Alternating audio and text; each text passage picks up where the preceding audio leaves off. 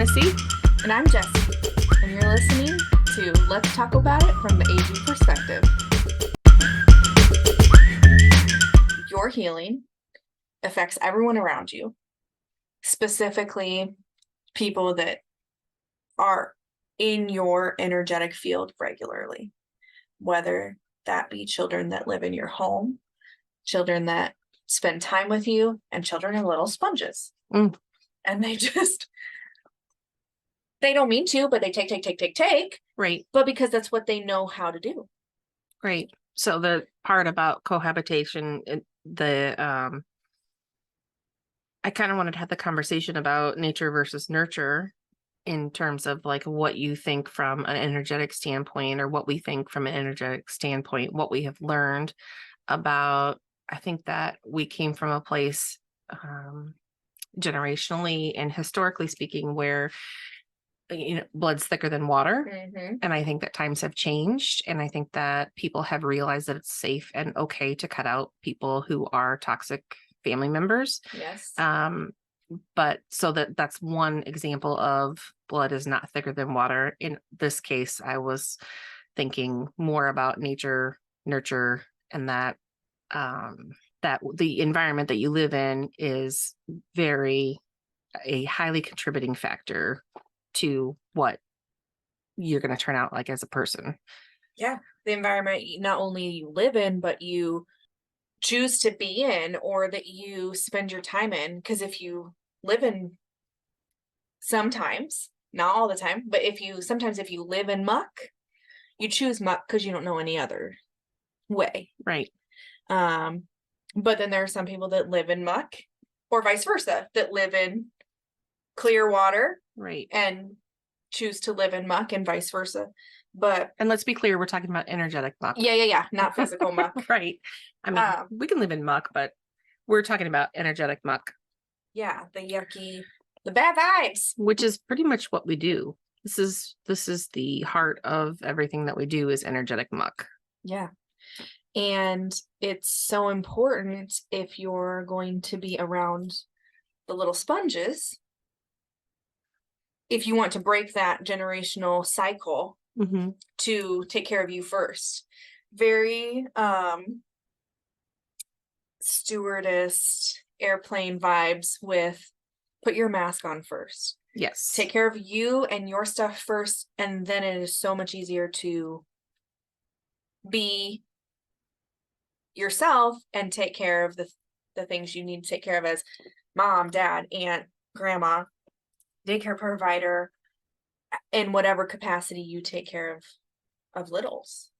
Yeah. And from a energetic standpoint, this is all also just co-regulation and the part of everything that you're pinging out vibrationally. So from a cellular level, if you're existing in a non-regulated, vibrationally chaotic space, your kids are also going to be non-regulated and chaotic and have that energy as they go about their life. I love that. Vibrationally chaotic. That needs to be a t-shirt. Hell yes. I am vibrationally chaotic and wear it on Christmas or family holidays. That seems to be when it comes out. But there is a lot to say in the feeling of chaos and the vibration of chaos and the feeling of safety. Right. A little person doesn't know that there can be safety in chaos because it feels so unsafe. Right. And same for adults. And you don't figure it out until you're old. Correct. And I think a lot of people struggle with this, not knowing what safety actually feels like. And I can tell you that personally, when I started working on my nervous system and cellular memory clearing, what was that, a couple of years ago I asked, why is this changing? Like, we channeled about it and I asked, why is this changing? And they said, Oneness said, this is safety coming back into your system. And it was such an odd, uncomfortable almost feeling. but it didn't uncomfortable doesn't always mean unsafe. Mhm. So I don't think people truly know what their threshold is until they start working. And pushing it. Yeah. And to your point, I mean, you don't know that you're living in survival mode or chaos Right. until Vibrational chaos. yes, until you see that flip side of it, the calm, the safety net, the comfortable, um, just feeling that you get. But that's all about stretching your rubber band, Right. um, And and allowing. it impacts it impacts every child in Mm. your purview. Like my family makes fun of me for it's very mama of me waving at all of the kids It is very mammal. at like Walmart or wherever you are in public and restaurants that we go to, and Mhm. some kiddo will be acting up, and I know that all it takes from me is a wink and a nod to kind of snap them out of that. And they seem to be super savvy to knowing that you feel safe in your own body and that they can anchor to that if they're feeling dysregulated, even if they're not related to you. So can you imagine the difference that it makes if a kid that is related to you or lives in your household knows that you are safe and that they can anchor to you? Well, then you're regulated too. That you're gonna have that. We all mess up here and there. We all have big reactions, but 9 out of 10 times you're gonna have that calm peace, that reaction that they may not be anticipating, even though that's all you've ever given them. So fun fact, um, science says that we only have to get it right 80% of the time, Okay, right? But so but a bee, oneness bees get degrees, baby. but oneness has said over 50% of the time, like if you can respond in a regulated way over 50% of the time, you're killing it. Yeah, So it really, I think it gives people some grace to have those factoids and those numbers to shoot for. And and gosh, do we need grace?